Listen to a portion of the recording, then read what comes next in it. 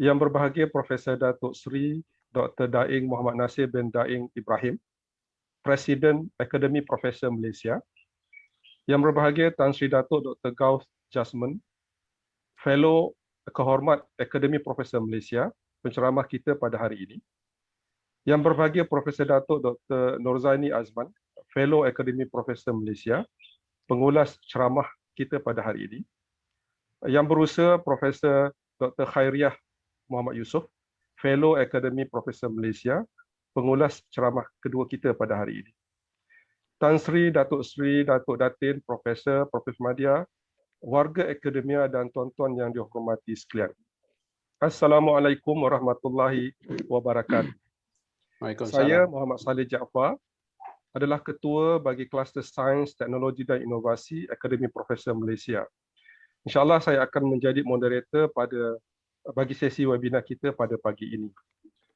Akademi Profesor mengalu-alukan kehadiran anda semua ke siri syarahan Fellow Kehormat Akademi Profesor yang dianjurkan buat kali kedua. Untuk makluman semua, Akademi Profesor ialah sebuah NGO yang berdaftar, yang ahlinya terdiri dari kalangan profesor dan profesor madya, sama ada dari institusi awam atau swasta, dan sama ada mereka yang masih bekerja ataupun sudah bersara. Misi utama Akademi Profesor ialah menjadi wadah pemikir yang berusaha untuk menyatukan kepakaran dan mengembelingkan pemikiran strategik profesor bagi membangunkan masyarakat dan juga negara. Fungsi utama Akademi Profesor adalah menjadi wadah pemikir, kumpulan pakar rujuk dan melaksanakan peranan sebagai institusi semak dan imbang melalui pendekatan ilmiah. Akademi Profesor melaksanakan aktiviti seperti bitara ilmiah, foresighting dan berbagai aktiviti lain dalam usaha menjunjung profesionalisme akademia. Dalam lain perkataan, Akademi Profesor Malaysia berusaha untuk memainkan peranan dalam nation building, dalam pembinaan negara kita, insya-Allah. Hadirin yang dihormati sekalian, tanpa melengahkan masa, saya ingin menjemput Profesor Datuk Seri Dr. Daing, Presiden Akademi Profesor Malaysia, untuk menyampaikan kata-kata aluan dan seterusnya memperkenalkan Tan Sri Gauss, penceramah kita pada hari ini. Dipersilakan, Tan Sri. Bismillahirrahmanirrahim. Terima kasih saudara Prof Datuk Saleh, moderator kita pada pagi ini, dan juga yang telah yang setuju untuk menjadi moderator dan juga telah memberi latar belakang APM dengan ringkas namun amat lengkap. Terima kasih Prof Datuk. Assalamualaikum warahmatullahi wabarakatuh. Salam sejahtera dan selamat pagi. Yang berbahagia Tan Sri, Datuk Sri, Datuk Datin, Prof, ahli-ahli APM, warga akademia, tuan-tuan dan puan-puan sekalian. Alhamdulillah, saya amat bersyukur kerana pada hari ini kita dapat bertemu lagi dalam acara yang dianjurkan oleh APM untuk tahun ini. Maka dengan hormatnya saya mengalu-alukan kehadiran semua yang mengikuti siri syarahan Fellow Kehormat Akademi Profesor Malaysia ini. Syarahan Fellow Kehormat APM yang diadakan buat kali yang kedua. Ini adalah satu daripada flagship program APM. Selain daripada beberapa program utama seperti siri syarahan tamu, wacana Akademi Profesor dan mesyuarat meja bulat.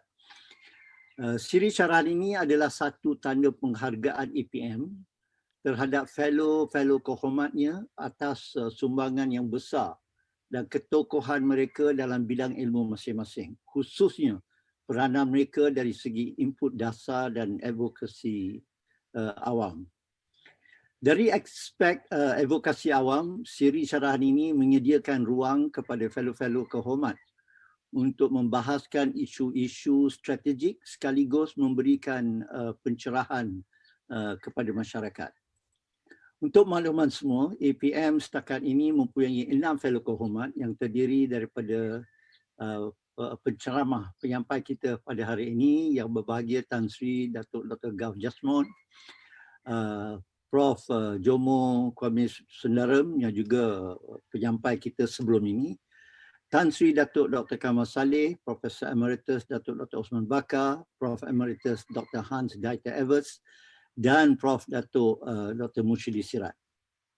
Pada hari ini, APM berasa bertuah kerana syarahan fellow kehormat APM yang kedua akan disampaikan oleh Prof Tan Sri Dr. Gaf Jasmond. Syarahan ini bertajuk COVID-19 Pandemic, Golden Opportunity for Innovative Disruption in Higher Educational Institution.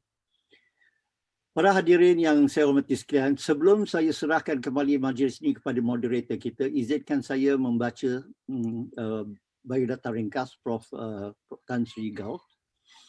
Tan Sri Prof Gaf dilahirkan pada 1956 di Batu Pahat, Johor. Beliau mendapat ijazah sarjana muda kelas pertama dalam bidang kejuruteraan elektrik pada tahun 1979 dan memperolehi ijazah Doktor Falsafah PhD dalam bidang kejuruteraan sistem kuasa dari University of London. Prof Gaf memulakan kerjayanya sebagai pensyarah di Jabatan Kejuruteraan Elektrik di Universiti Malaya pada tahun 1982. Beliau dilantik ke jawatan profesor pada tahun 1992 serta pernah dilantik sebagai dekan dan timbalan Naib Chancellor Pembangunan di Universiti Malaya. Dalam perkembangan kejayanya, Prof Gaf telah memegang jawatan sebagai Presiden, pengasas, juga CEO University Multimedia selama 11 tahun dan kemudian sebagai CEO Unity College International selama 10 bulan. Pada tahun 2008, beliau dilantik sebagai Naib Chancellor Universiti Malaya yang ke-10 sehingga tahun 2013. Sebagai Vice Chancellor Universiti Malaya, beliau telah memulakan program High Impact Research pada tahun 2010 dan di bawah pentadbiran Prof Gaf, kedudukan Universiti Malaya dalam QS World Ranking telah meningkat dengan mendadak. Kini beliau pernah menjadi pengerusi Lembaga Pengarah Universiti Putra Malaysia dan beliau juga sekarang adalah Fellow IET, Fellow of Institution of Engineers Australia, Fellow Eisenhower and Ahli Kanan IEEE. Akhir kata, saya percaya kita semua akan mendapat manfaat pencerahan daripada syarahan yang akan disampaikan oleh Tan Sri sebentar lagi. Sekali lagi, iaitu tajuknya COVID-19 Pandemic, Golden Opportunity for Innovative Disruption in Higher Educational Institution. Saya ingin menarik perhatian kita sedikit sebelum saya serahkan kepada moderator. Di akhir bukunya yang bertajuk 10 Lessons for the Post-Pandemic World oleh the host for GPICNN, beliau menyatakan bahawa this ugly pandemic has created the possibility for change and reform. It has opened a path to a new world. It's ours to take opportunity or to squander it. Nothing is written. Yes, nothing this is written, but the conversation about the post-pandemic world, we are not quite at the post-pandemic world yet. We are still in the pandemic world, but when this pandemic world is behind us, we must be ready for it. And Alhamdulillah, the narrative of this post-pandemic world dah mula, the conversation has started in Malaysia, and I'm glad it has started even in APM. And today is one of the conversation that's taking place, dan insyaAllah kita akan bermanfaat daripada apa yang akan disampaikan oleh Tan Sri. Saya serahkan semula kepada moderator. Terima kasih.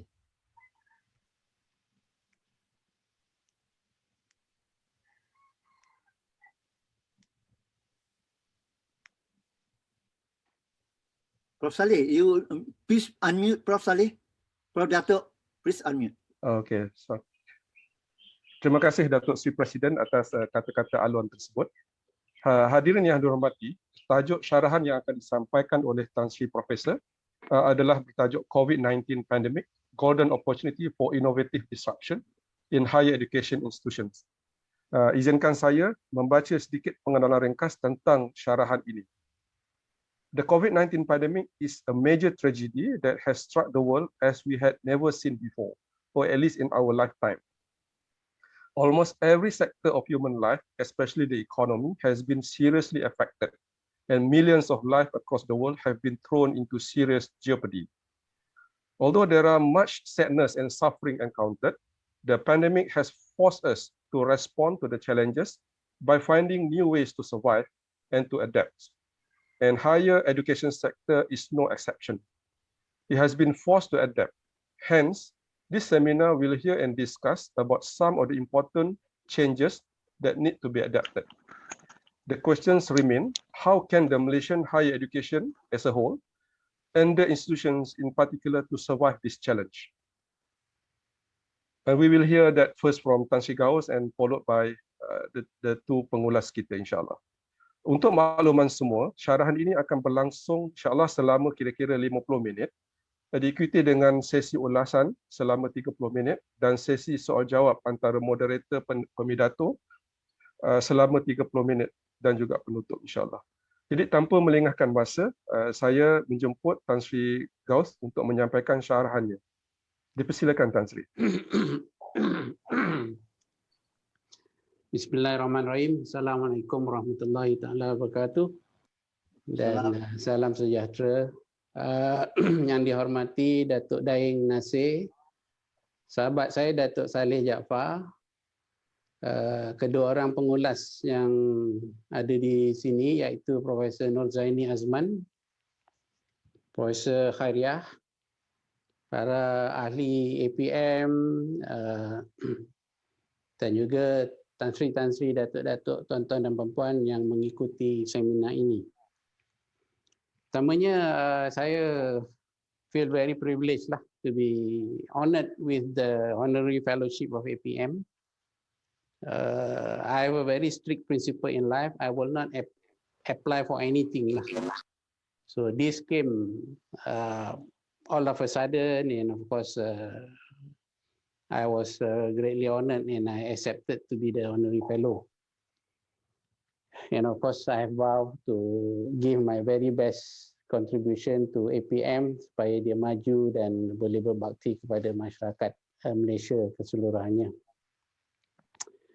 When I was asked to speak, to give a lecture because of the appointment as an honorary fellow, I have chosen this title. Because I think having been in the academic sector for so long, I feel that the pandemic has actually brought a lot of shock to the various sectors of human life, and education is certainly an area where a lot of shocks has happened too. So I thought it would be a good idea if in this lecture I were to touch on this subject of the pandemic and what has happened to the higher education sector and what we could do in order to ensure that as we go forward, we can take advantage of whatever we are going through now. Now I'd like to go to the first slide.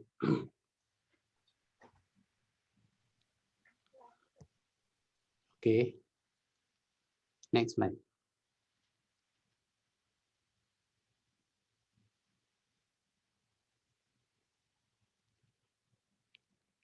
Actually, my first slide, Zahrul is putting it up. Yeah. Sebenarnya, while in this pandemic now, of course, now we know the government purchased vaccines, to be brought into the country, and there is this campaign to vaccinate all the citizens of this country. But there is still a lot of questions asked how effective this vaccine will be, what sort of protection it can give, what are the side effects dan sebagainya. But it is interesting that when I read this particular report from Bloomberg, at the predicted current rate, they believe that the pandemic can only be eradicated in 7 years from now. You know? And there was another report recently, forgot where it was, and that prediction was at least 3 more years. So now if you put all these conflicting reports together, unless we find a miracle drug or a miracle vaccine, I think it is generally perhaps rational to think that the pandemic will not go away in the next 2 years, but it may even stretch for a much longer period than that. Now, as you all know that the longer the pandemic goes, the more serious the impact to the economy and to various sectors of life. And of course, as we can see, our country is now already suffering from increased unemployment, graduate unemployment. So there's a lot of sad stories lah when you talk about the pandemic ni. So at the end of the day, even the real expert cannot tell you how long this will last, but the only thing they can tell you is that the longer this goes and the worse things will become, especially in terms of the economy. I wonder whether people ever ask, let's say this pandemic were to go on for another 3 years, kita baru 1 year, but if we go on for another 3 years, how will the 3 years means in the year 2024, how will our country look like? I wonder at that time, you know. I can imagine if it is really 3 more years to come, I think there'll be a lot of hardships lah, you know. The unemployment rate will be so high. A lot of businesses would have been gone. Perhaps the hotel industry really goes, and tourism industry semua habis. And that will have far-reaching consequences in all sectors. Now, how will our academic institutions, especially our higher learning institutions, survive that? You know, have you ever wondered or not?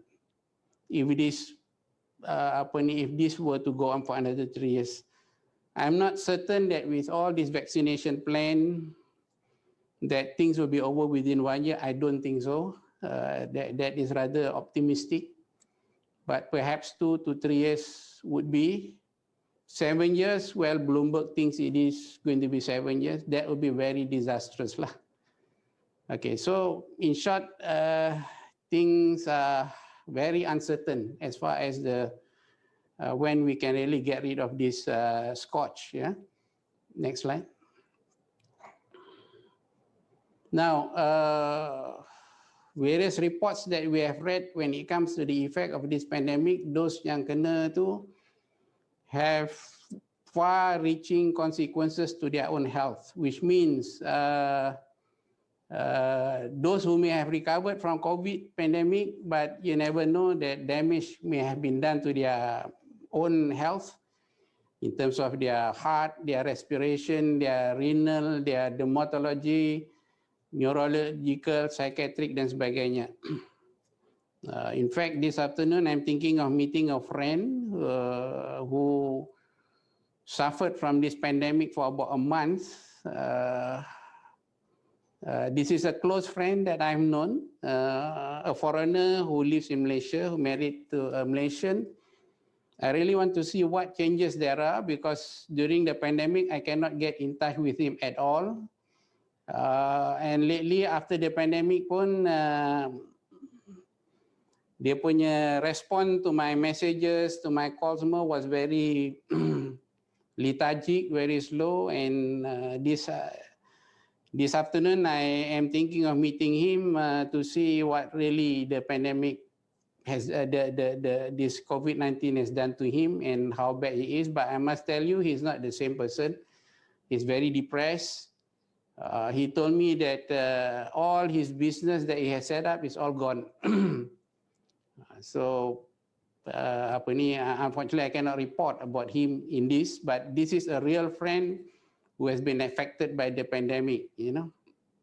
Next slide.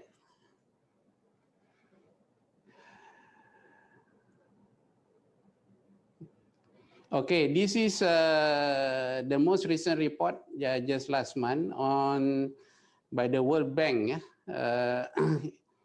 on the forecast of the global economy for the next 10 years. So the World Bank has said that actually all the GDPs of all countries in the world has been seriously affected.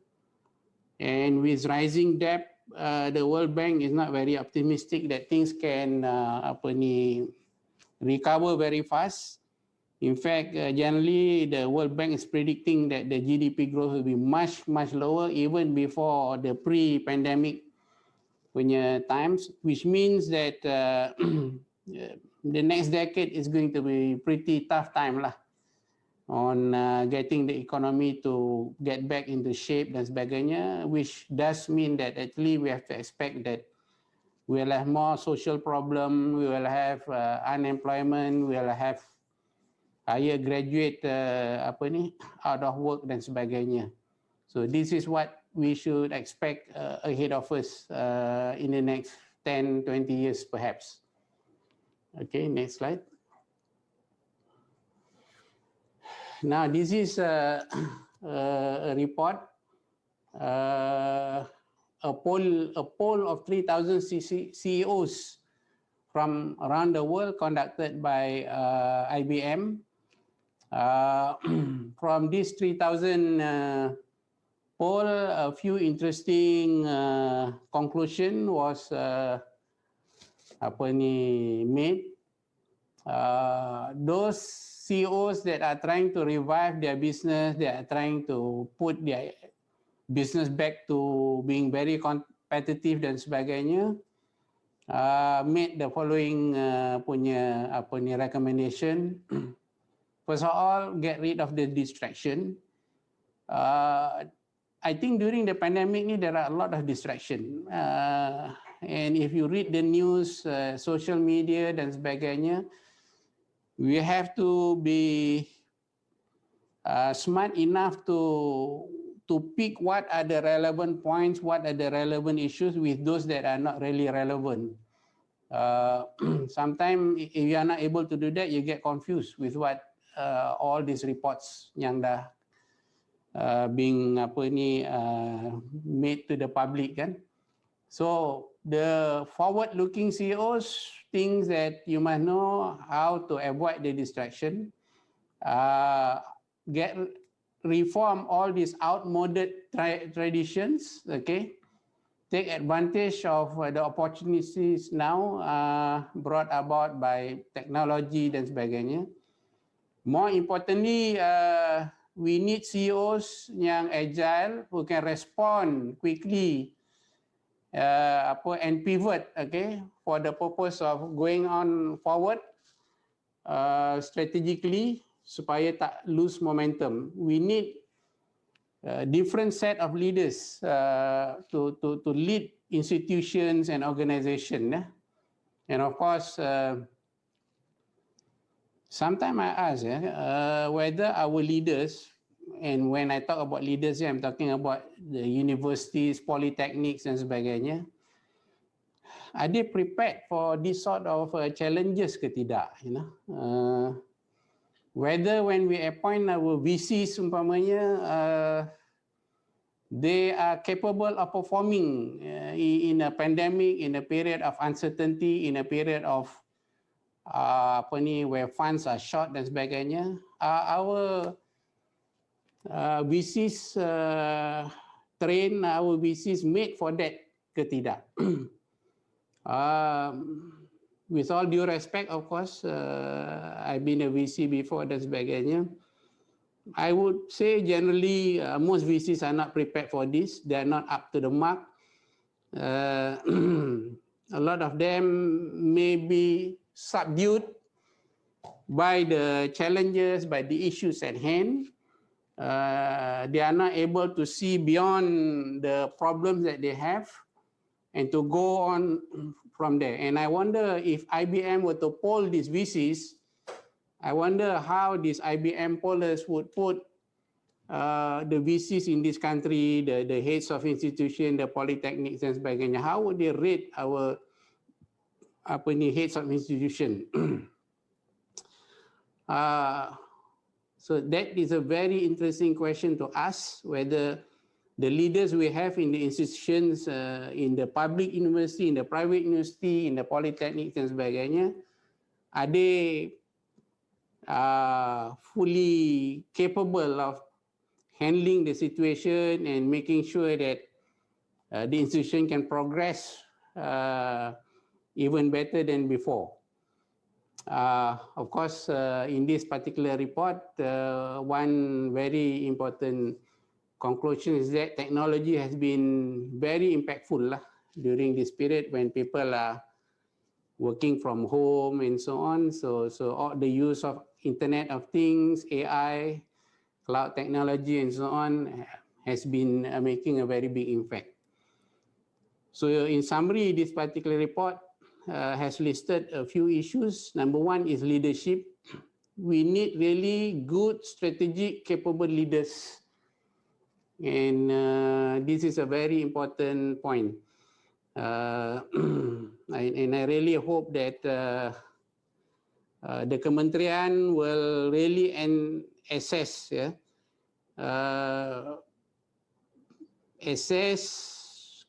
coming out with criteria and so on to make sure that one lesson learned from the pandemic is that we actually put really capable strategic thinking leaders into the positions. We must not appoint people on the basis of their inclination, their political punya affiliation dan sebagainya, but must be very capable people who can handle the situation and take the institution forward given various challenges dan sebagainya.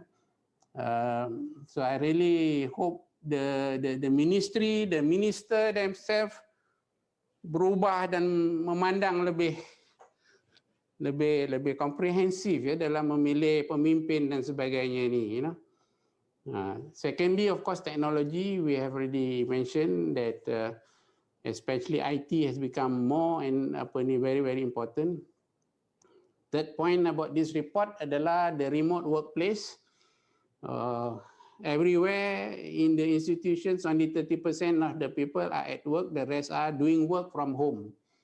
Okay, so this is a new culture which we have to see how we can continue this, because it looks like we can still perform our function even when there is a pandemic. Another one is innovation. The one very important way of surviving the pandemic is if we continue to innovate in every sense, not only making sure the system performs, but more importantly, I think we need people who can see various opportunities given the pandemic sekarang. Just to share with you, sebenarnya I feel very lucky that I'm not holding any position in the university now, whether as a professor ke, or as a VC ke, as a chairman ke apa. But being someone who has been very active my whole life, so I have not stopped working actually, and I have actually immersed myself in the business world. Honestly, I'm working harder than before in certain global business. And to be honest with you, a very steep learning curve for me.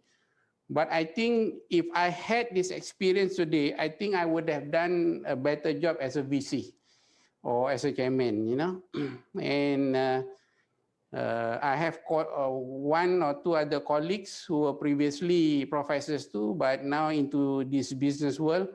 I think it is so much interesting, because you're dealing with real life situation, you're trying to do international business, and you're trying to make money from the situation.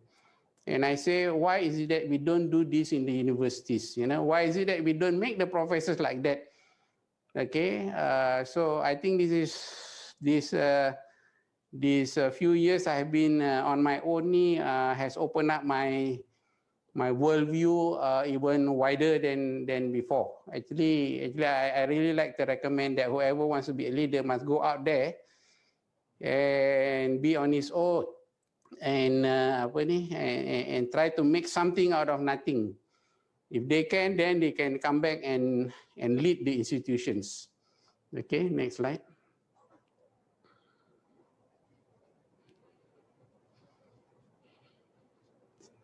Okay.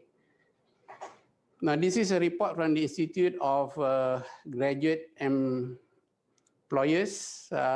Generally, it says that overall, globally, the graduate unemployment has risen. It has affected institutions all over the world. They don't believe the graduate employment will recover soon. And graduate employment is a reflection of the state of the health of the economy generally. And because of that, because people cannot find work, a lot of graduates may want to stay on in the university to do postgraduate dan sebagainya. So a lot of things has changed, and this is one aspect juga which I will touch later on, where I think the university must think how they can help to alleviate this problem among graduates who cannot find employment. Yeah? Next slide. Now, this is from the European University Association. I find their most recent report, which came out 2 weeks ago, as being very important, and it has a lot of significance to the scenario we are in Malaysia too. So there are nearly about 20 points which I will want to discuss this as we go on in this seminar. First of all sources of university income will be affected in the short and medium term. This is the European Universities Association. And I think certainly with the pandemic, where government borrowing has increased in all over the world, including Malaysia. So the budgets for university will definitely be affected. And when the budget is affected, many other things will also be affected. And I think the Malaysian institution pun is no exception to this issue. It recommends that the government should not fall into this trap of, because there's no money, so we cut everybody. They think that the short-term policy will have long-lasting impact. I mean, for example, if certain programs are closed, that program may never become alive again, because in order to restart the whole thing, that will require a lot of money. And in the long term, it will be more expensive to restart certain programs and so on in the institutions. Universities' missions and activities will be affected. I think this is very true. I think in Malaysia,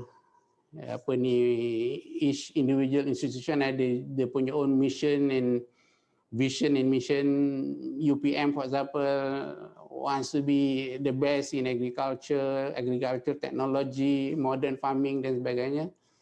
I think some of those things may not be able to be pursued anymore. And so in UKM, USM, UM dan sebagainya. So this mission and activities may need to be revised soon. Universities will have limited option because before the pandemic, you're already on a cost-cutting mission. So at the end of the day, what else can you cut? I'm sure you already have a regime of maintenance has to be reduced. maintenance of leaves lah, cutting the grass dan sebagainya. All this has already been affected before this. So what else? Of course, when money is scarce, you are forced to continue to do that sort of very painful exercise lah. Perhaps in Malaysia, similarly as in the European Union, kalau tak ada duit, we may have to merge universities. Some public universities may have to merge or whatever, tak tahulah. Certainly in the private sector, there have been some institutions which have changed hands. Okay, I know of a few yang telah dibeli, sold and so on. I know of a lot of private colleges gone. We start off with no more money to pay salaries because tak ada students or students are not coming. And staff has not been paid salaries for 6 months, or some of them gaji was 5,000, suddenly now they are given 1,000 a month. But nobody can do anything because really there's no income. So, actually public university is luckier than private. At least no one's salary is affected, I think, in the public institutions, but in the private sector, they are all affected already lah. And I'm also connected to private colleges, and the owners have lost everything, So if you think about it, the public university professors, academics are much luckier compared to those in the private sector when it comes to this aspect. And then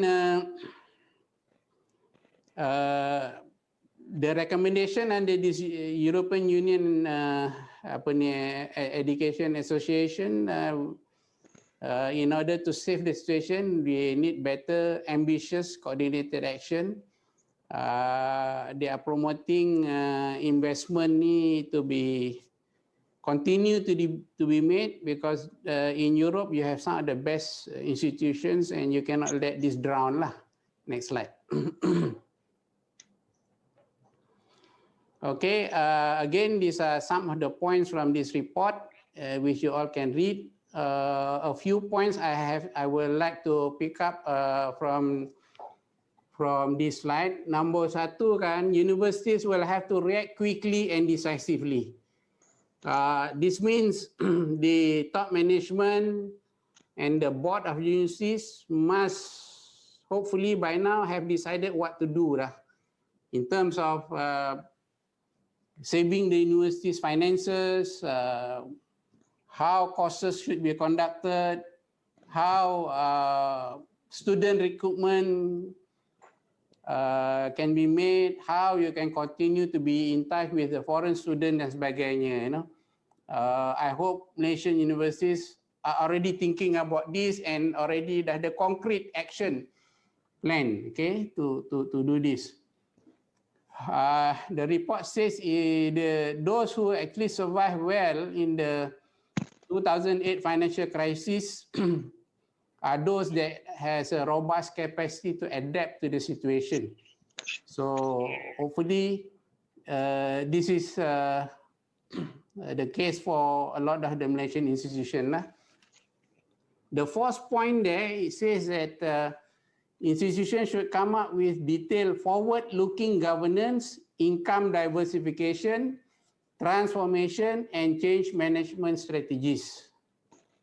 So kalau the fourth bullet, kalau kita tengok, this is a very, very important statement which I will really want to discuss after this. Forward-looking governance, maknanya we need management and the board to look beyond the pandemic and to concretely come up with a positive action plan on what to do after the pandemic and not to be defeated by the pandemic. Another one is income diversification. In other words, the university should not just be looking at collection student fees, government grant in the case of public university, but what else?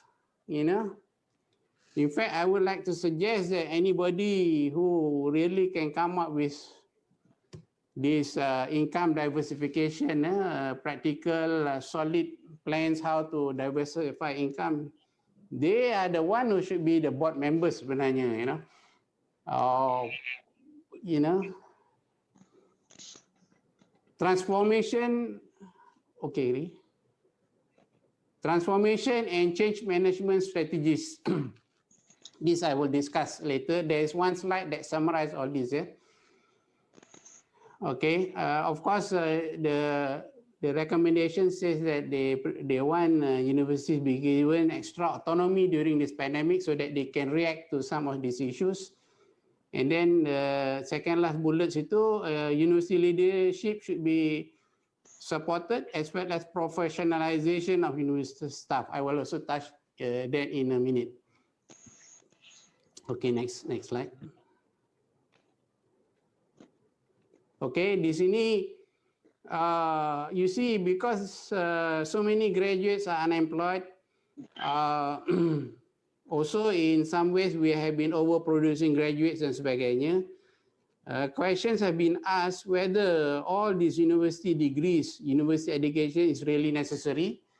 So in other words, the value of university education has increasingly been questioned, and some people even argue that certain large corporations, okay, in Google, Apple, and so on, IBM, are even employing people without university degrees.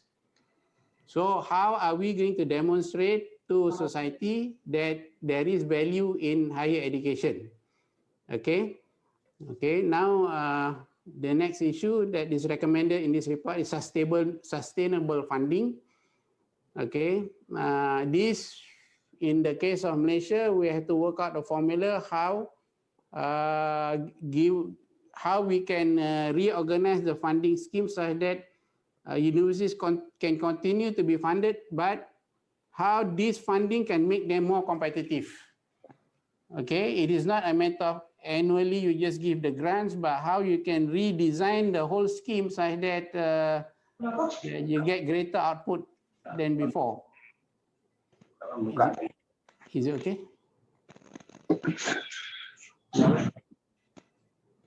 Ada problem? Okay.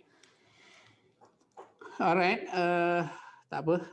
Let's go on to the next slide. Okay.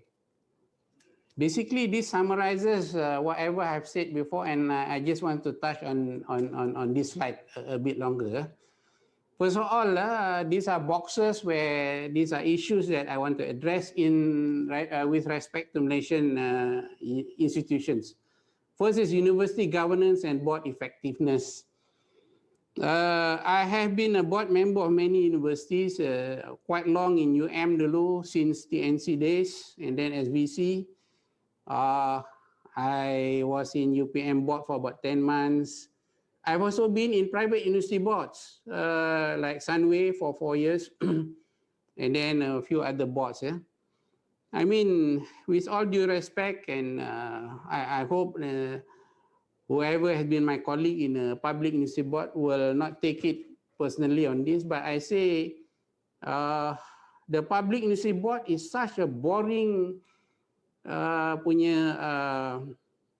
mean, whenever I have to go for a public for a public university board meeting, I find it very painful. I mean, sorry lah. I mean, sometimes I tend to think that actually it's a waste of time. Okay, yes, public university board ada role, current function, check and balance for the management dan sebagainya, but I think the public university board could have done more. And for this, I think we need the government to understand, the Ministry of Higher Education to understand that they have to revamp and reorganize how the public university board should function. Now, if we ask the question, should board members in a public university board be given KPIs to raise money ke tidak? If you ask me personally, I think they should. Okay, some may argue their board allowance kecil. Well, raise it. but make sure you put KPIs that, every individual board members must bring in certain amount every year, Some may argue that this is really difficult for some of them. Well, I think it's time for change. We must bring in people who can actually contribute, especially in terms of bringing in money into the public university system. We cannot continue like before, di mana you meet once in 2 months ke apa, and then go through the papers, the normal mundane things. We need everybody. My thinking now is everybody, to bring in money into the system. Okay, so the board members, the chairman, all must be given KPIs. If they cannot meet, remove them, find a new set. And I believe once we have done this for a few years, we will have a better performing board lah. In all my years that I've been in the public and private university boards, I think the private university board is a much more livelier, much more stimulating board than the public university. In particular, I would say, I've been in IUMW, I've been in MMU board, I have been Sunway University board, I have been in UTAR juga. I think we spend more time fruitfully in the private sector university board. I think the people in the private university board knows what they are talking. They know that they have to contribute. They cannot sleep. And I've enjoyed very much the 4 years as a board member of Sunway University until I became chairman of UPM. I resigned that job. So why is it like that? Why is it that when I was with the public institute board, I was so disappointed, so frustrated, and sometimes I think, what are all these fellas talking about? I'm a very dejected, very depressed person when I think of public university boards. Quite honestly, I never enjoyed those meetings, But I don't mind the private university boards because, hey, it's a different thing. And believe me or not, the private university, nobody guarantees their existence anyway. But I appreciate their plan on making sure that they can grow and they have their ideas on how to make sure their finances are okay, how they organize themselves to ensure sustainability.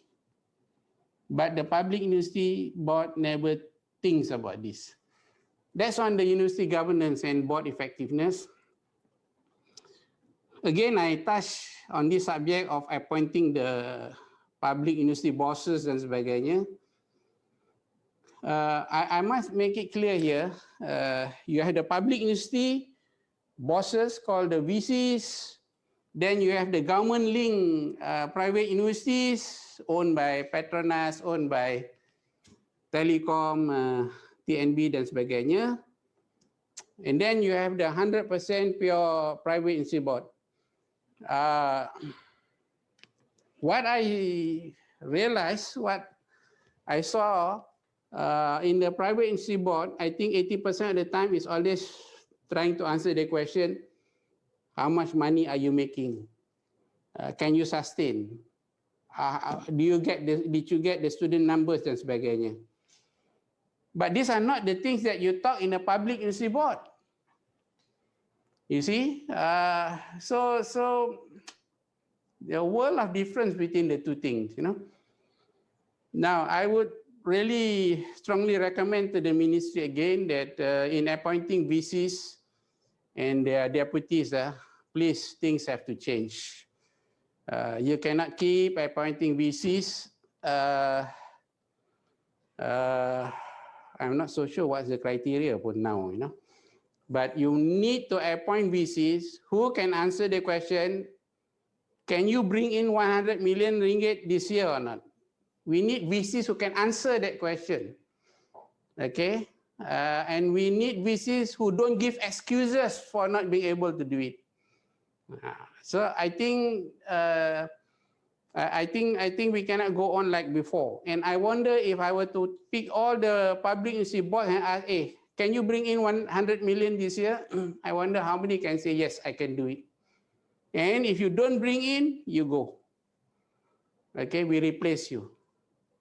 I think there'll be a lot of good doing this, you know, so that we drive in the message, we change the culture that actually things are different. We need head of institutions to be more entrepreneurial, more business-minded, dan sebagainya. Of course, having said this, I'm not saying that research, high-impact research, high-quality research, publication, teaching is not important. No, I never. What we need leaders who are capable in all this, you know. And of course, I despise totally if leaders, university leaders, are appointed on the basis of their affiliation. This is the worst thing that can happen to any institution. Okay, now, so if you look at this chart, the top right-hand corner, I put there social and business entrepreneurship dan juga R&D effectiveness and impact. A lot of money is given for R&D dan sebagainya, but actually in real terms, how much money has this research been able to be brought back into the institution, into the system, in terms of real cash, okay? So these are issues that the universities or the ministry have to really address. Okay, secara jujur dan secara berani, we have to ask that question now. And from the system ni, how many of the academics, how many of the professors actually have their own business? And I am encouraging that all academics must be able to must have business experience, must have the ability to set up business, make good money for themselves.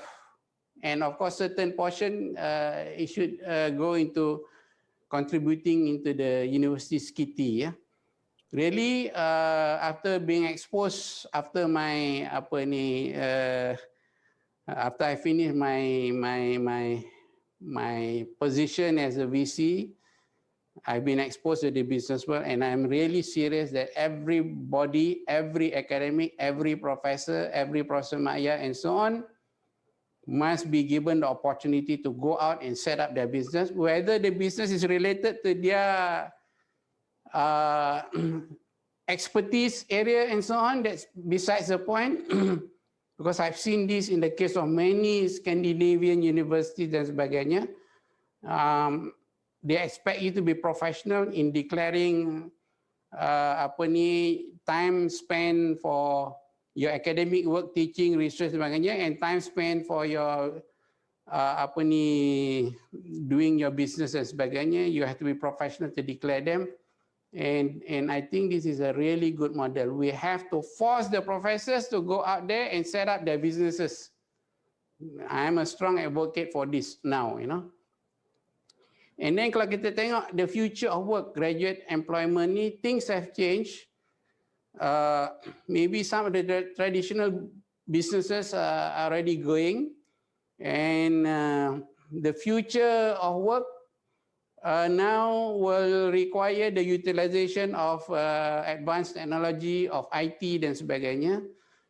But more importantly, the university itself, the deputy VC for student affairs have to address how you can change the mentality of the students such that when they leave the university, the training in the university will make them another species where they're thinking more about going into doing business and business in the internet age.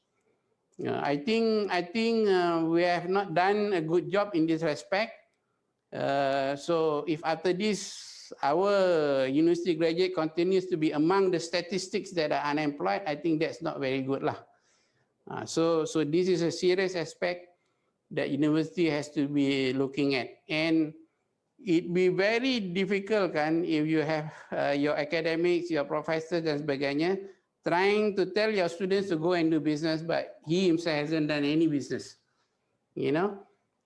So this is one area where we have to revamp the underlying agenda. That is that everybody has to start thinking about entrepreneurship. Everybody has to look into business ventures.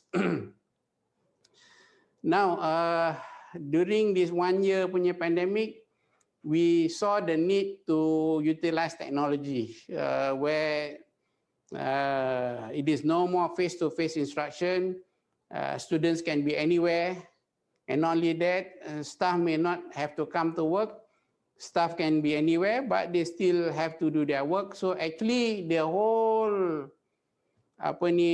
culture of work, the whole culture of how we study, how we do research dan sebagainya has to change, and I hope the various institutions would have a plan how to redo, to revamp, to come up with a new culture.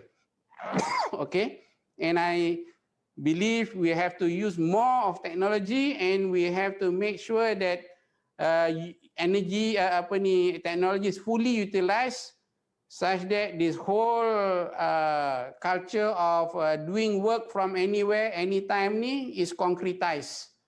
Jangan half-hearted, because at the end of the day, if it is a half-hearted effort, I think we go back to the old culture lah after the pandemic nanti. This is not good. So basically that green rectangle in the middle is really talking about this. And not only that, I think with the importance of technology dan sebagainya, I think a lot of this has to be part of the curriculum. Even if it is a Bachelor of Pengajian Melayu, whether it's Bachelor of Anthropology, these elements must be there.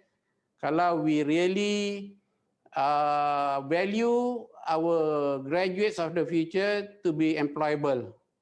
If we keep going on with the way we have been reviewing and reformulating curriculum, and you are very reluctant to inculcate any of this, I think we are only doing things detrimental to ourselves and to the system.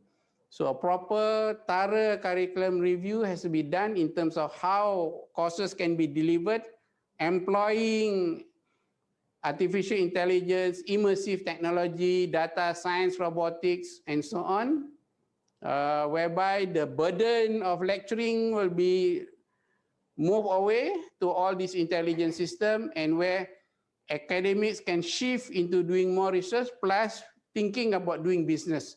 So there is a slow shift from being too much spending time on teaching dan sebagainya, but moving into higher level work, and all these traditional duties, the system can take over some of this responsibility. Yeah. Next, this revamp of AUKU, di bawah sekali left tu, I think this was started with the previous government, but currently we don't hear much of it anymore. I think AUKU needs to be reviewed, kena dipindah to give more autonomy, to give more freedom of expression to the student community, to the academic community, and all this can only be good for the whole system. You see, because this AUKU is still, doesn't give that much freedom to the whole academic body, and I think it requires urgent revamp. And we can only expect that it will give a lot of benefit to the whole system yang ada sekarang. And of course under the revamping of AUKU, if I'm not mistaken, one of the ideas there was that under a revised AUKU, even the vice chancellors, the deputy vice chancellors will not be appointed by the Ministry of Higher Education. It will be given to the board. You know, like in many institutions in the UK, Australia, US, it is not the minister who appoints who becomes the VC, but this responsibility is delegated to the respective boards to look for the best person for the job. You know, I think these are changes that needs to be done when other places dah lama dia buat dah. You know, so why are we delaying this? You know, and of course, with this thing in place, how the ministry relates to the institution also has to be reviewed. The ministry or even MQA shouldn't be putting too much of their hands into how the university is managed dan sebagainya. The policies have to change. Okay, I think there have been suggestions before on how this can be conducted. Or if people are not clear about this, just see how advanced nation, how their institutions are being managed, where money comes from the government, but for any institutions who want that money, they have to align themselves to certain policies dan sebagainya, without the government telling them, you better do this, you better do that. So I think the ministry should come up with policies and direction rather than meddling too much in how the universities are managed dan sebagainya, you know. And next box nanti tu long-term financial sustainability ni tadi. So the university financing and the business model has to change. Now because time is so short, so actually financial sustainability is a very big subject in itself. I've given some talks before. How we can actually look for big sources of money, free money to the university. Very often banyak orang fikir, oh bila kita nak raise money semua ni, we have to conduct more seminars, we have to take in more students. These are petty. Don't look at these things. This will tire the academics. So also, I'm not referring to the fact that, oh, the university banyak tanah, so make use of those tanah. Not even that. There are other ways of bringing in, generating big money for the university. Of course, as I say, since time is already very short, I will not touch on this subject. But the next slide, go to the next slide. Okay, sorry. Before I go to that slide where I will talk about how to raise money, these are already technologies people are looking at on how the technology IoT, AI dan sebagainya is already changing the teaching and learning punya format, yeah. So here there's that bald-headed lady there is actually a robot, yeah, doing teaching, all right. And the one on the right is immersive technology, how teaching from a distance away, you can use technology to make whatever you illustrate to be real, okay. So anyway, I will not go into this detail lah, but people are already working on getting robots to teach, and so on, yeah. Okay, next slide. Okay, this is just to show that during the pandemic, even a standard, once a child is already looking at the computer, using the laptop, okay, to study. So these are the forced changes that has happened to our school system. So if this is already happening at the school level, what about at the university level? You know, we have to do much better than this. Okay, next slide.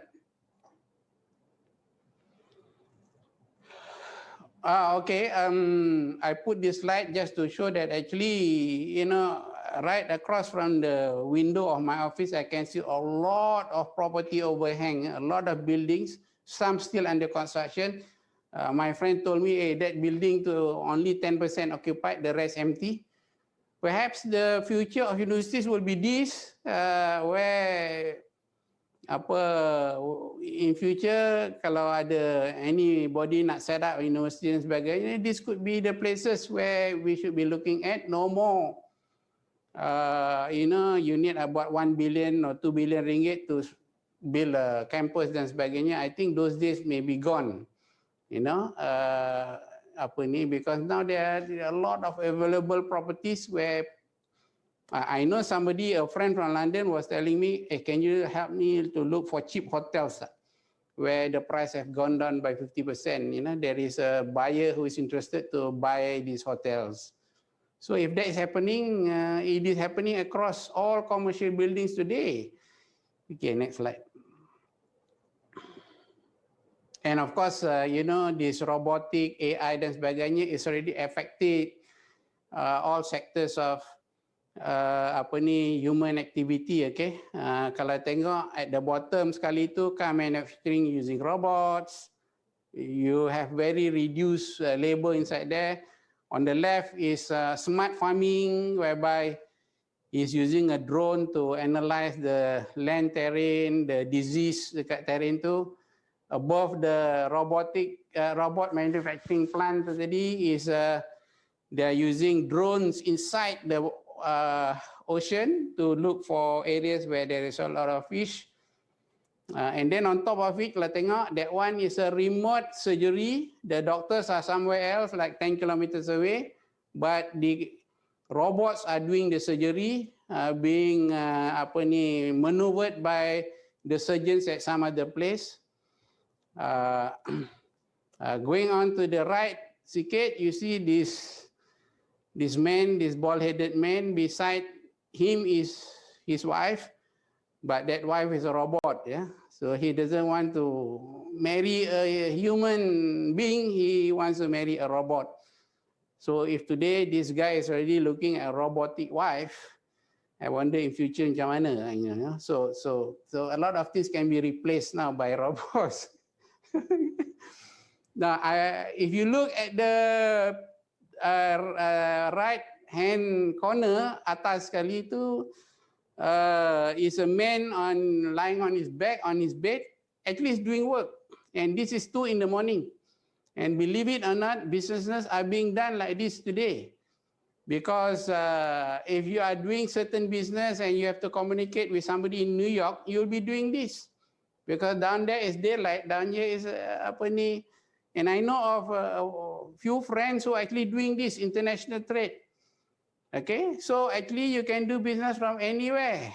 It can be in your office, it can be when you are in a cafeteria dan sebagainya. Okay, so the world of work has changed.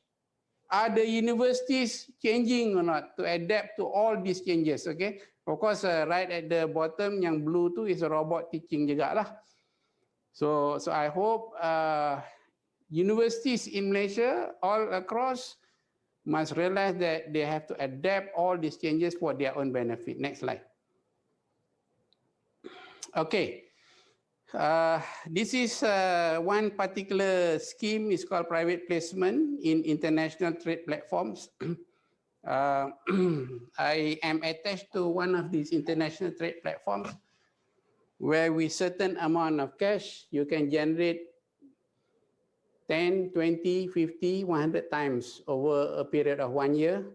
I will not go into the details of this, but the condition to enter this is that you must have humanitarian projects to do. And if you generate funds from this, there is a condition that 70 to 80% of the money that you get must be spent on humanitarian projects, and definitely education is definitely part of humanitarian project. Not only that, health services is humanitarian, sustainable development, greening the environment also comes under humanitarian projects, rehabilitation of drug addicts dan sebagainya. So actually, this is one way how kalau the universities know how they can generate a lot of funds for their own institution. Okay, and the seed money required, you don't even give anybody that seed money, it just remains in your account, and they generate money as a multiple of what you have in your account. And there are various schemes underneath. But of course, I won't go into any much details here. If anybody interested, you can come and talk to me about this. Next slide. And again, if we talk about income diversification dan sebagainya, the top universities in the world have already done it long time ago. Okay, but why is it that in Malaysia we are stuck? We are not even able to do this, even though the ministry has come up with a lot of suggestions in terms of wakaf dan sebagainya, but really it's all peanuts. But this example of Yale University, look at how their income sources have grown over the years, and how the mix of income for Yale University has grown, you know. So we need a board which is capable of bringing these ideas and making it reality within the system. And this is where I say that we really need KPIs to be set to board members dan sebagainya. Gone are the days where board members just continue for 10 years in the board, but actually their contribution is minimal, you know. We need to set KPIs. We need to change board members. We have to remove board chairmen who cannot meet targets. Then things will change, you know. And similarly, we need similar targets, similar concept to be applied to top management dan sebagainya, such that they also have targets juga, you know. Otherwise, we are back to the same always, and what we hope to achieve to make our universities better and to be more capable, kita masih lagi lag behind nanti, you know. My biggest worry is that if we keep on thinking whether we should do this or not, at the end, we find our neighbors, the university can do better than us. Then it will be a sad story. So generally, tuan-tuan dan puan-puan, this is what I have for my presentation. It's already 11:40, so sudah 1 jam. I thank you all for your attention. Again, here what I've just presented is that it's time for change. We need radical change. We need courage to implement this change. I know some of these changes kalau kita buat, there'll be a lot of noise dan sebagainya, but at the end of the day, so be it. If we are doing it for the better of the institution sebagainya, why not, you know. And certainly setting KPIs to the top management and to the board members is really an excellent thing. If they can't do it, let's get others to do it. So that's one. And of course, the work culture, the work format, and the use of technology must be implemented already by now. Hopefully, university management dan sebagainya is already looking at how the details are being worked out dan sebagainya, and not thinking, still scratching their head whether they should do it or not. You have to lead, that's all. Okay, and then I again want to emphasize a very important point, and this is the last point. Everybody should go into business. Everybody should be business minded. Then things can really change. So with that, thank you very much for your attention, and I'll be happy to take questions from you. Terima kasih. Terima kasih Tan Sri Profesor Gauss atas syarahan yang disampaikan. That was about 58 minutes presentation, Tan Sri. I'm sure you have a lot more to share, but I think 58 minutes seems so short with all the ideas that you actually shared with us. And I think as usual, we know that you always speak your mind, And of course, they are being backed up with wide experiences and long experiences that you have actually had being in the higher learning institutions. I think satu kandungan ceramah yang sangat padat dan mengandungi beberapa cadangan yang I believe can be or in fact perlu dilaksanakan. I think you have actually touched a very important points on the survival of our IPTs, HLIs, especially private higher learning institutions, which are greatly at stake now. So we can feel that there is a sense of urgency that action needs to be done from your talk. So the situation, the challenge would be how can we make the best out of the situations. Very interesting that you have actually suggested change in the mindset for the university board, how they are being appointed, what criteria of their appointment. I think what is interesting actually when you touch about the KPI for income generation, I can only add on to that you are the man of your words. When you were the chairman for UPM, you bravely, very brave to promise to the Ministry of Higher Education that you would raise 1 billion funds for UPM within 3 years of your chairmanship. So I think I don't know what to say, but basically probably UPM lost that opportunity now, Tan Sri.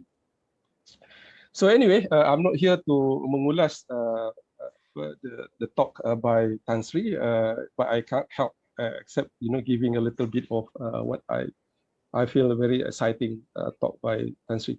I think it's about time for us to move on into pengulas. Kita ada dua pengulas di sini. Pengulas pertama adalah Profesor Datuk Dr. Nurzaini Azman. Profesor Datuk Dr. Nurzaini adalah profesor dalam bidang pendidikan tinggi di Fakulti Pendidikan Universiti Kebangsaan Malaysia. Beliau juga adalah fellow penyelidik bersekutu di Institut Penyelidikan Pendidikan Tinggi Negara IPPTN di USM, berpusat di USM, dan juga merupakan fellow di Akademi Profesor Malaysia. So pada ketika ini beliau adalah pengerusi dan juga Presiden Pertubuhan Pembangunan Penyelidikan dan Dasar Pendidikan Tinggi Malaysia ataupun pendapat. Profesor Datuk Nurzaini, you have about 15 minutes for your ulasan. Dipersilakan, Datuk. Terima kasih Datuk Pengerusi Seminar. Assalamualaikum and a very good morning.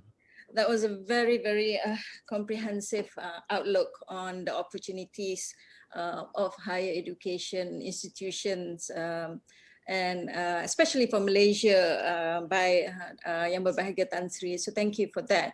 I shall try to discuss within this limited time a few points, taking off from the pertinent issues that were highlighted by Tan Sri just now, and also either in parallel or in support of how Malaysian higher education should move forward, or the opportunities in handling the pandemic based on a little bit of my work and also my perspective.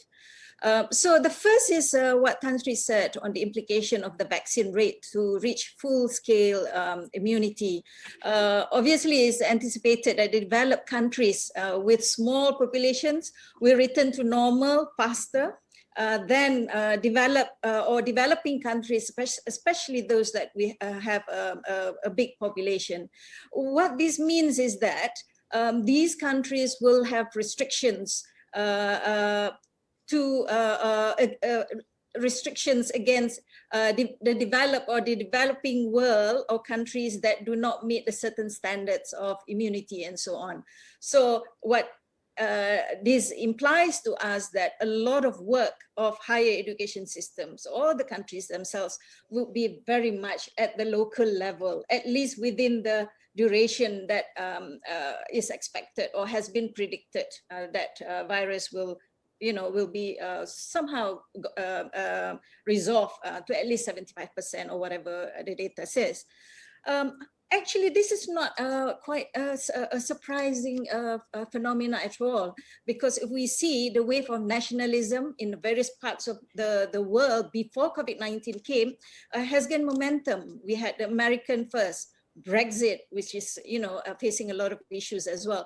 The new nationalism movement of Poland, Hungary, France, Netherlands, Islamophobia, anti-China all had their own elements of the nationalist rhetoric and threats to anti-globalization. So what I think I'm arguing is that within this period, I think there is a need for us, for the national higher education communities, to focus more on what is issues that we are facing as a country, and in anticipating the economic recessions. I think implication and expectations for higher education in terms of for national needs, for nationalism, will become greater. The connection between higher education institutions with national well-being, security, with regards to technology and so on, is health is obvious, very obvious. University should give attention to, inculcating values, consensusness, collaboration, patriotic identities. I think those are some of the things that we need to consider as well. So higher education for social change, which we, it's not much discussed, and I think it's good to be less Eurocentric or American-centric, less neoliberal as well, or capitalist as well in our approach, because we have seen that some of these issues have proven to be detrimental to the university system. Let's move on to develop our own theoretical, methodological framework, either for higher education university system, for knowledge production, or even our own way of sustainable development. Not always become a follower, but a leader, taking into consideration of our indigenous knowledge, culture, language, civilization, balancing employability with values, with the importance of holding to certain not just generic but Islamic values. As Islamic countries, or in any culture, the values are generally the same, all for the good things. So I think that will be something that I think universities should consider, especially within the 7 years where everybody is looking into what is best for the nation. I think even with global collaboration, countries would really look into whether, in order to actually extend their help, they would consider whether, especially in vaccine, they would consider whether, it's important that the nation gets the first help first help before they can actually help the others.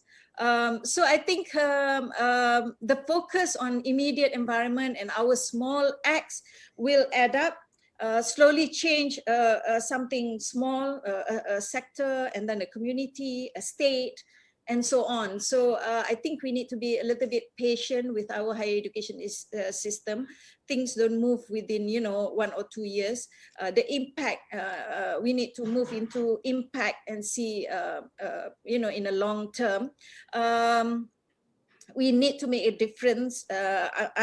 Big picture is very, very important, but I think people must concern themselves first and foremost with the local communities in which we live or we work, home-based, regional efforts, and so on. Yeah. Another thing is, I think the pandemic has definitely reminded us that things that are public, healthcare, education, is a public good.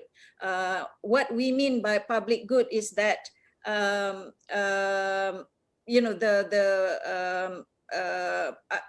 the public goods that we see in the health or in the health sector is replicated in other sectors. So, for example, public education, extremely important.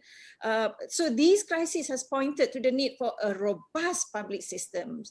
As the public system becomes or is considered as key for progress and for collective well-being. My take is the future is for us to really consider retaining parts of the national models of higher education and fundamentally necessarily a national agenda.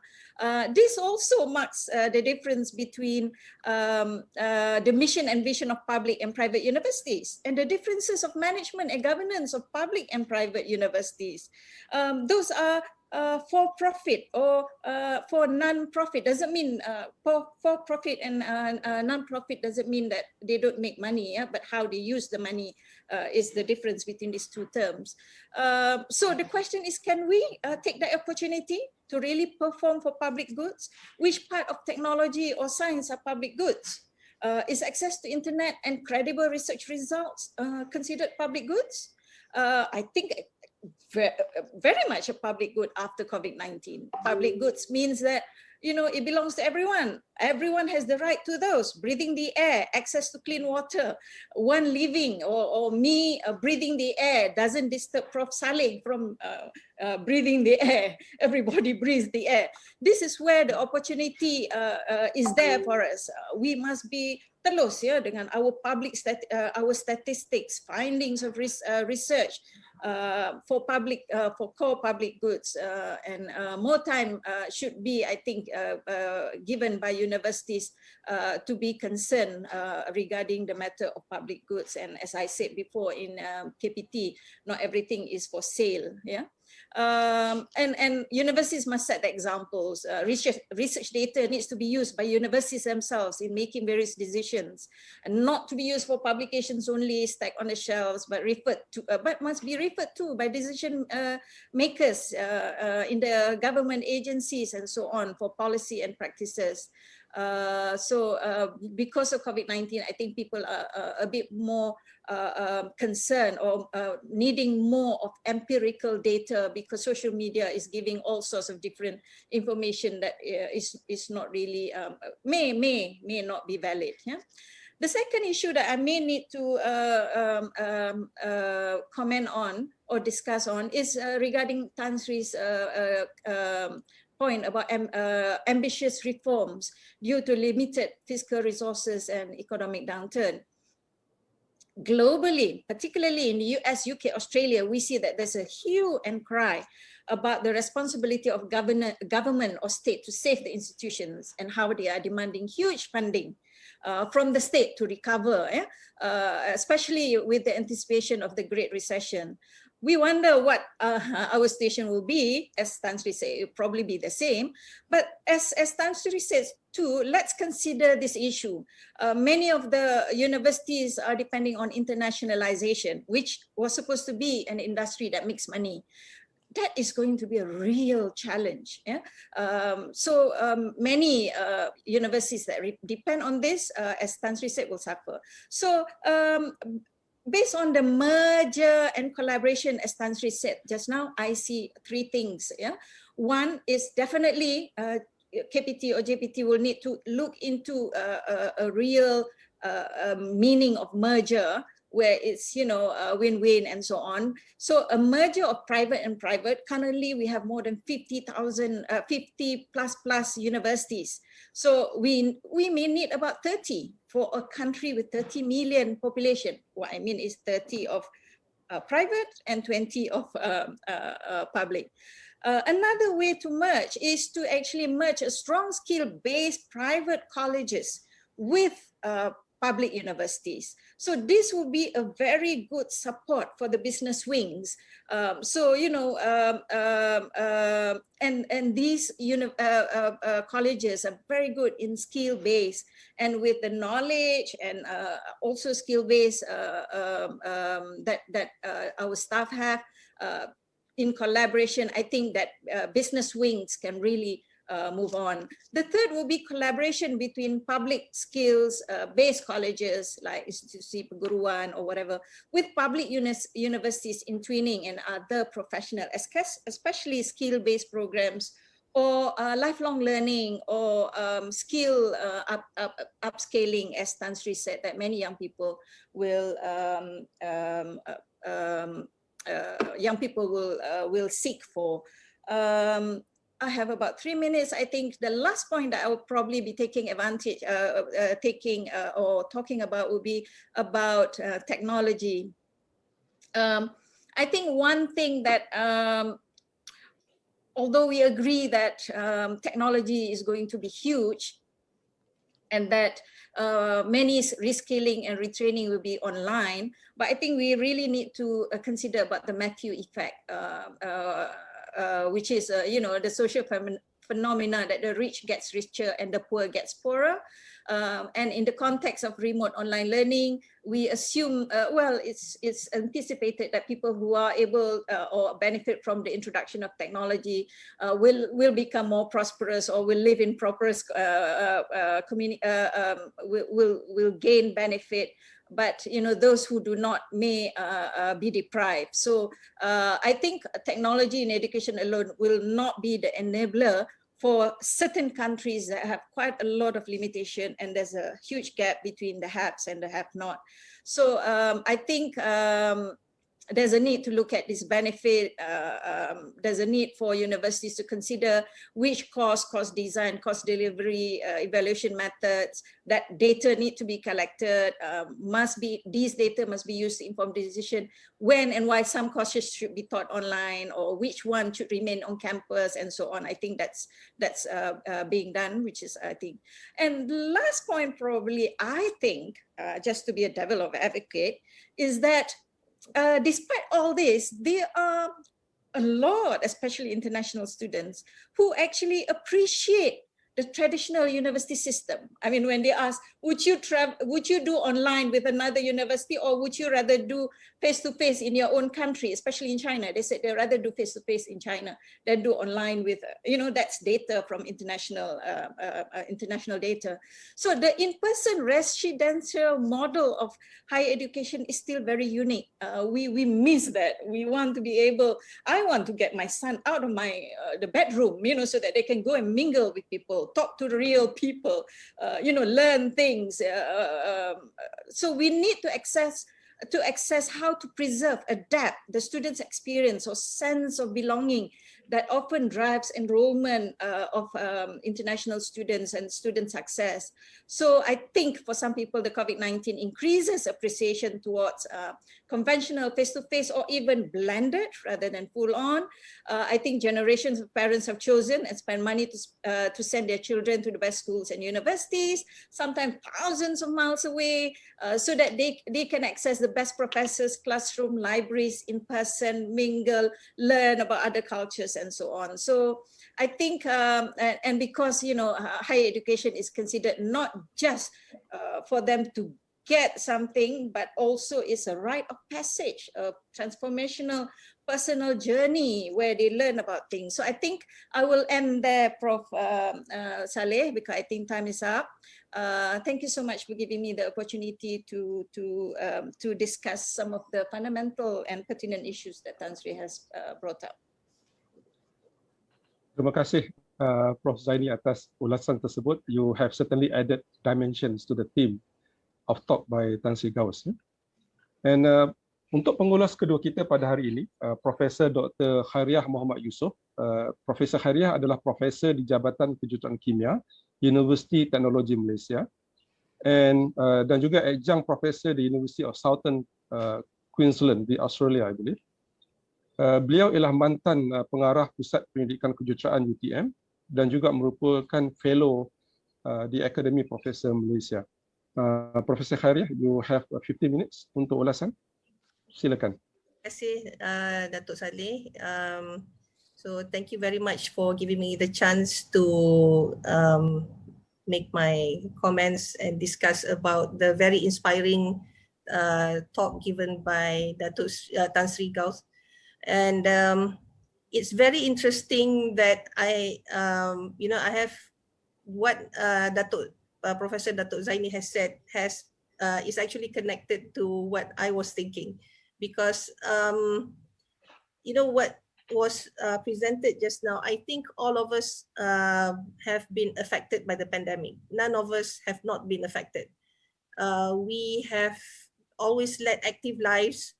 We enjoy our community being together with other people, but the pandemic has actually curtailed a lot of not only our activities, but also the larger activities of the economy, the university, and in fact, the whole world was affected, like Tan Sri Gaus said just now.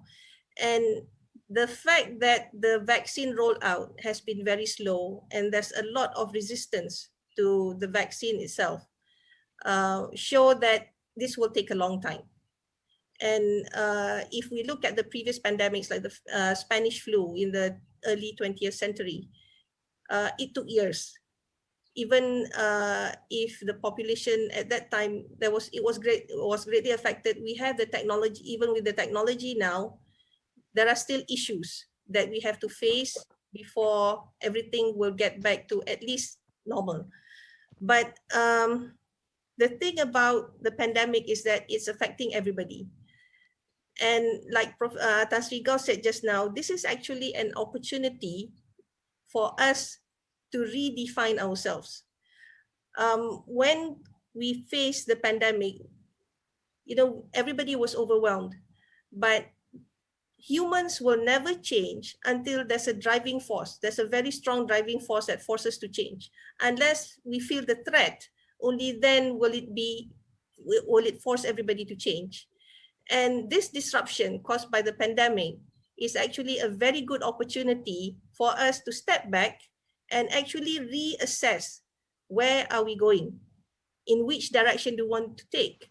Because this is like once in a lifetime opportunity for us to make those big changes and for us to move together and to define ourselves. Dato' Zaini actually mentioned that it's time for us to relook at our own priorities.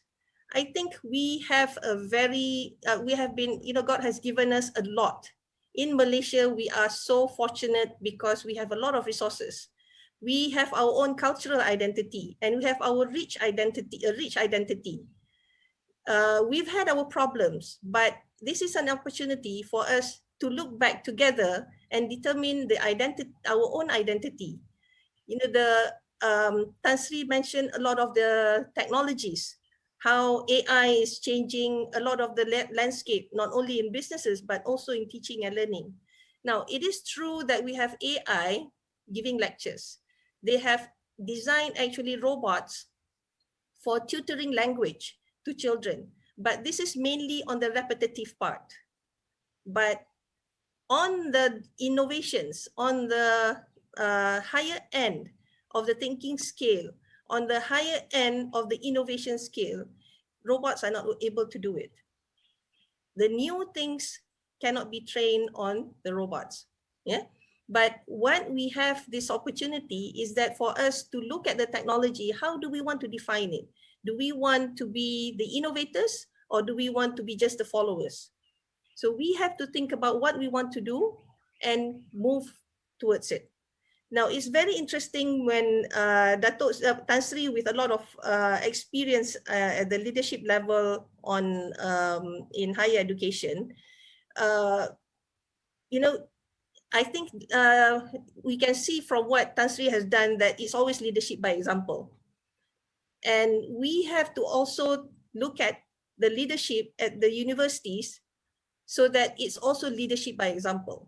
And we have to also take this opportunity to get rid of the political influences on universities. So enough of who knows who, it should be who is qualified. And it is true that we are under economic pressure, but to what extent should we be supporting the universities? And to what extent are we into the income generation part? And it is true that I think the upper leadership should take the boards should take the responsibility to generate the income. And by example, this will go down to the lecturers. As it is happening all over Malaysia, even at the lecturers level, we are asked to generate income. But how is this going on at the top? Because leadership by example is very important.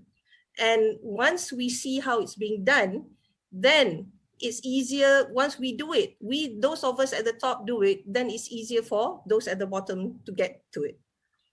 And when Dato' showed the Yale University endowment, I think this is very, very common in the West. Endowment is very, very common in the West. But this is something that we have to remember. Our alumni will give back through the experience that they have undergone in the universities. I studied in the University of Waterloo in Canada. This is a very young university, started in the 70s. It's highly based on co-op education where students alternately go to industry. They have the highest endowment in Canada because they really take care of the students. So if we expect a lot of endowment, especially from our alumni, then we have to really take care of the students. And one thing that research shows is that positive student experience in the university comes from the positive interactions that the students have with the faculty members and with the university staff. And positive change, positive development among students comes from those positive interactions. So even though there is technology, we have to understand that not all students are geared towards learning online. And although it is possible now with the opportunity and the change towards forcing everybody to learn how to use technology, certain parts can be moved with technology, reducing we can perhaps reduce a little bit of the repetitive part and the contact time, but there has to be quality contact still between the lecturers and the students. So whether we like it or not, yes, technology is coming, but how to best use the technology is very important. And this is how universities have to decide now. How is it best, and how is it best to make use of all the talents in the universities? And it is true that in Europe, everybody, in Europe, in the US, all the activities are being revised. In the universities, people are thinking about, is there actually value in university education? But in the end, although they do, many companies like what Tan Sri has brought out, that such as Google, Facebook, hiring people without university degrees, many of the leaders now actually say, of those company leaders actually say that go to university first, finish your education, and then come and work. Because I've seen this with my own eyes, that if we have good education in the university, companies will take them. Now, at Waterloo, Microsoft actually wanted to hire all the computer science graduates from Waterloo. They wanted to take everybody. So this shows that if we have quality education, it's really not a problem. But as Dato' said, Tan Sri said just now, entrepreneurship is also very important, the entrepreneurial mindset among everybody. We cannot just think about getting handouts. We also have to move forward. We also have to have the initiative to be the change that we want to be, and to also lead, because all of us here have the means to lead. And I think it's worth mentioning that the Ministry of Higher Education has just launched the entrepreneurial program, the KPT Entrepreneurial Action Plan in Higher Education 2021 and to 2025. So this is coming out, and I hope that all of us can embrace this. And I think another thing is that the Orange Book that Dato' Saleh had headed previously on recognizing the different talents in the universities. This is also something that we need to look at, because in the Orange Book, those with the entrepreneurial spirit, very much like Dato' Tan Sri Gaus was saying, there are professors who have started companies, and the universities with spin-off companies. And we need to celebrate all the different talents. Those, of course, who are excellent in research, we need to encourage them and how to translate the research into something that is impactful for our nation. So I think what we are seeing is that we have a lot of policies that we have come up with in higher education that needs to be put in place now. We have a lot of thinkers, very good thinkers in higher education, who have thought about the future, who have thought about what to do. But it is time to put aside the politics and look at those good ideas and think about our own identities, looking at the resources that we have and put them in place in our country so that we can move forward. And for all the technology that we have, I sincerely hope that, you know, we can, whatever Tan Sri has said just now, we can do it, but I hope as a country we can overcome one thing, is to have good internet connection before we can move forward and do other things. Because this is stopping a lot of things from progressing. Yeah, I hope that good internet connection, very much like good education, will become a right upon every citizen in this country. So I think I'll end with that. Thank you very much. Terima kasih Profesor Haria atas ulasan tersebut. And obviously I do not intend to ulas the pengulas. I think there are a lot of good ideas that's being presented. And I think we can actually all feel that there is a sense of urgency that something needs to be done. I think enough talking, enough ideas. The ideas are all out there, but the willpower to actually do, I think, has been something that has been shared by the speakers and also by the pengulas. And it is not beyond us to actually do it. But I think if I can, before we move into the sessions for question and answers, I can't help but just add one more point related to private higher learning institutions. I think we should, Tan Sri Gauss has mentioned about it, and Datuk Zaini also mentioned about it, even to some extent of actually merging and making the numbers of our private total of our higher learning institutions to become smaller in number, but more effective in delivery. But one thing that I probably would like to highlight here, that the role of private higher education is actually beyond business venture. I think sometimes when we start thinking about private higher learning institutions, we all thinking about, this is a business entity. It is their responsibility to make money. It is their responsibility to to survive. But I think beyond that, they have actually played a very important role through providing access to higher education to more than 600,000 of our children who otherwise would be denied a place for higher education. So I think while we talk about public universities, the important role of private higher educations are just equally important for us to actually see how they survive. I'm sorry, not because I was responsible for private higher educations when I was at the ministry. I can see the sense of urgency as well, especially in this difficult time of the pandemic. Tan Sri Gauss, I think we received one question from the floor. Maybe we can entertain this question, Tan Sri. I think if I can read this question for the public.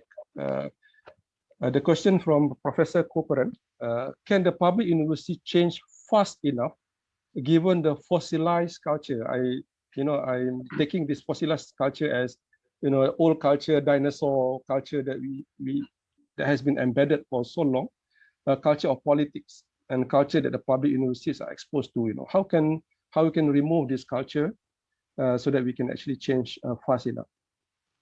Tan Sri? Okay. Thank you for the question. Things can change provided there is political will to change it. Because those in power, those holding the authority that can force the change, the issue is whether they are willing to change or not. Whether they see the benefits of changing ke tidak. So to answer this question, the public university punya culture dan sebagainya, yes, it is a hardened culture, fossilized and so on.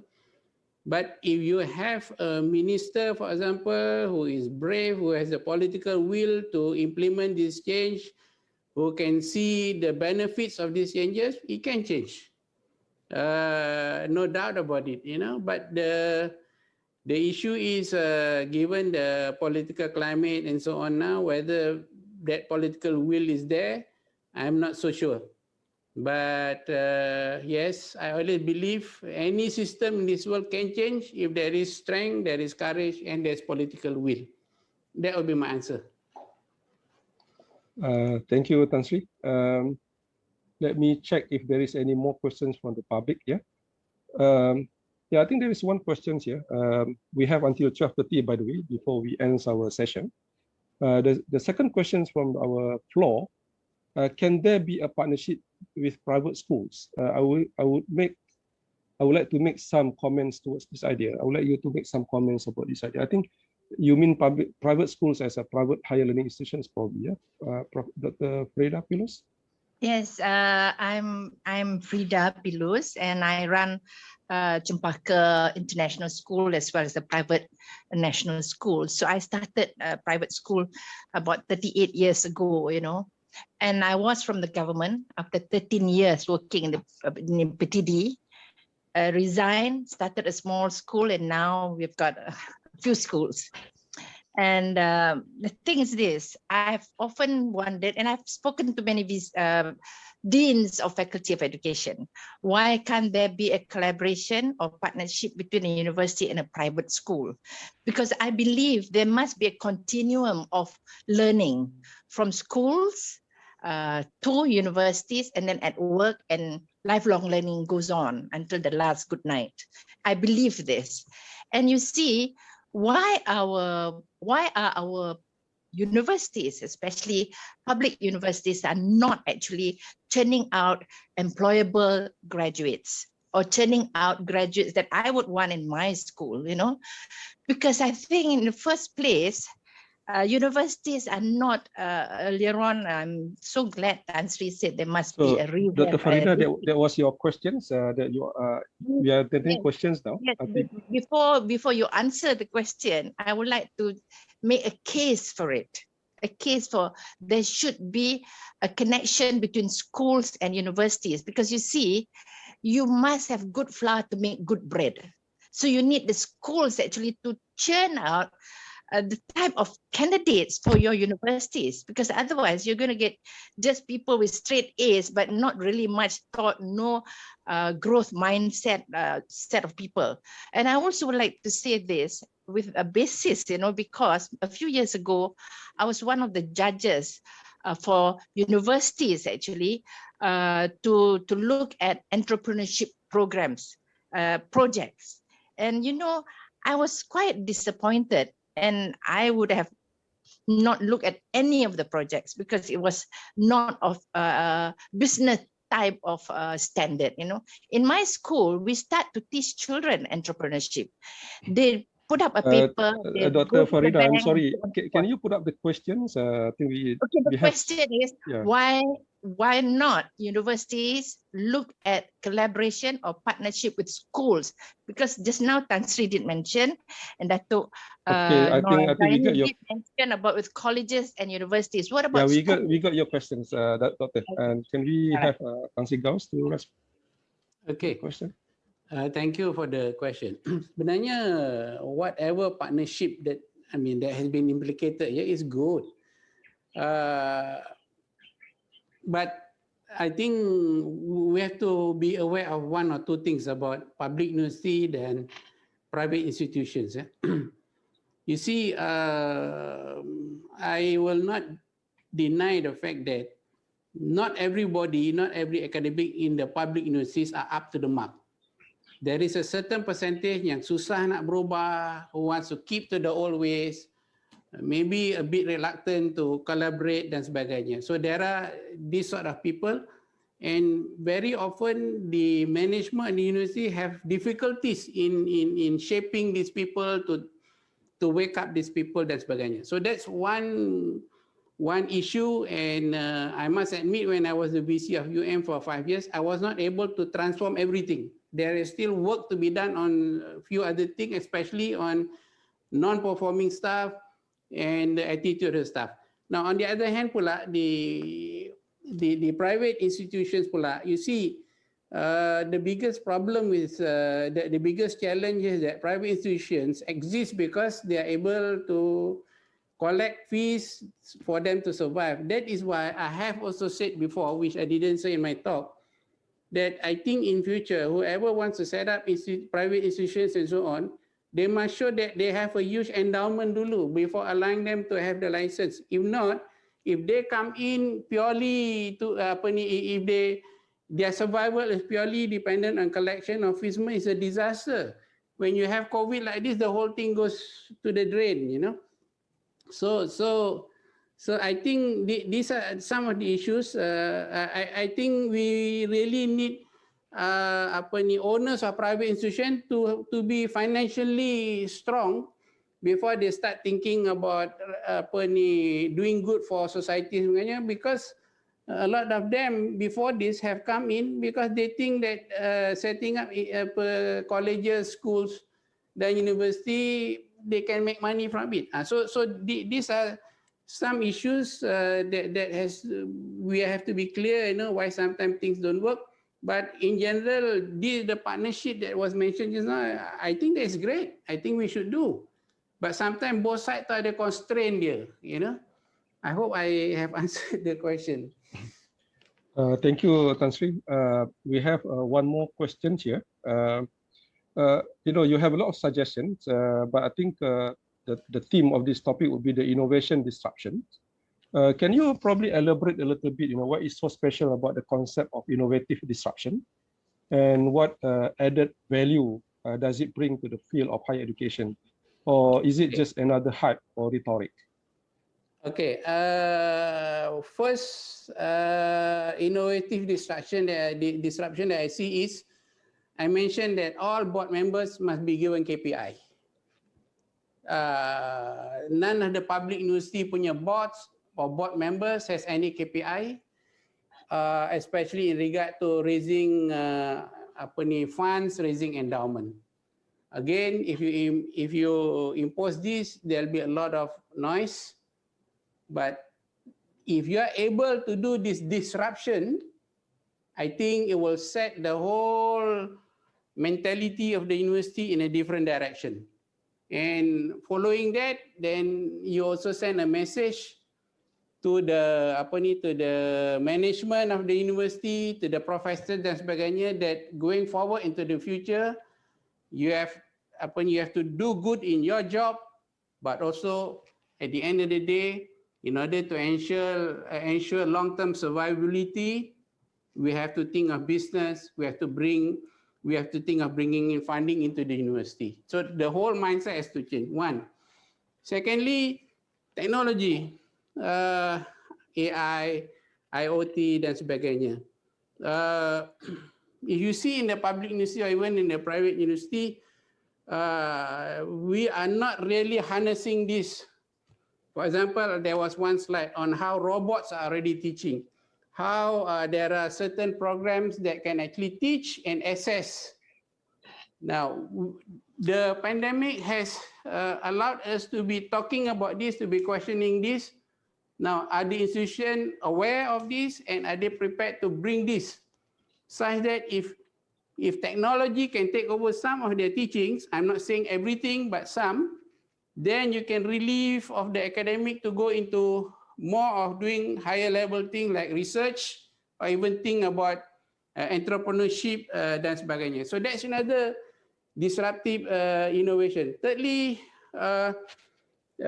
going forward into the future, well, how will the university campuses be? Because it seems that now people can be anywhere and they can still be taking courses. Do we need people to come back to the campus to follow programs sebagainya? Well, if you need them to be interacting with other people, can't you arrange a system whereby they can actually interact in other settings, not necessarily within the campus? So if that is happening, then it is true like what people say, that the future campus will be very different. This thing will be so important for everyone, for their work, for their study dan sebagainya. So these are things that if we have good leadership, if we have courage, if we have the people in power willing to force these changes, I think we'll come out better and will bring value to the whole system. So this is how I see what the innovative disruption would be. Thank you. Terima kasih Tan Sri. Unfortunately, time is really not on our side. We have 3 minutes left before we end at 12:30.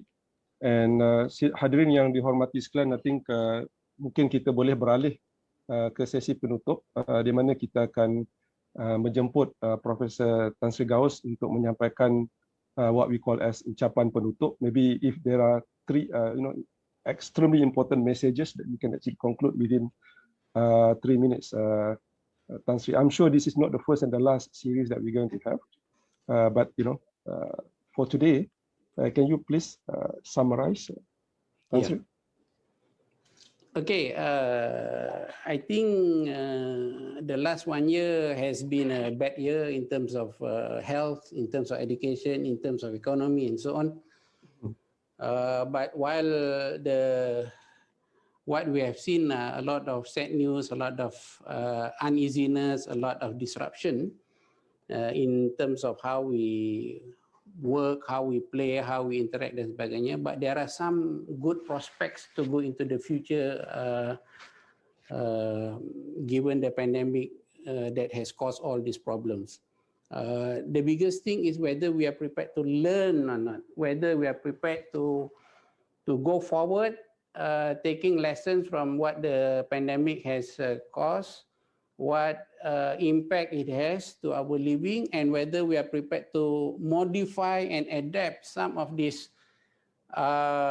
culture dan sebagainya, so that going forward we really bring into the whole education landscape technology, whether we are changing the whole academic community into becoming more entrepreneurial and so on. Because at the end of the day, whether we like it or not, the whole nation will be better if every one of us, if everybody thinks more of business, innovation dan sebagainya. Because going forward, if you have a nation of business thinkers and innovators, that spells good for us, because that means we will grow. That means we will be a leading nation again, rather than at the end of the day, we have to depend on other countries like maybe China or the US and so on to do all the innovation, and we just follow.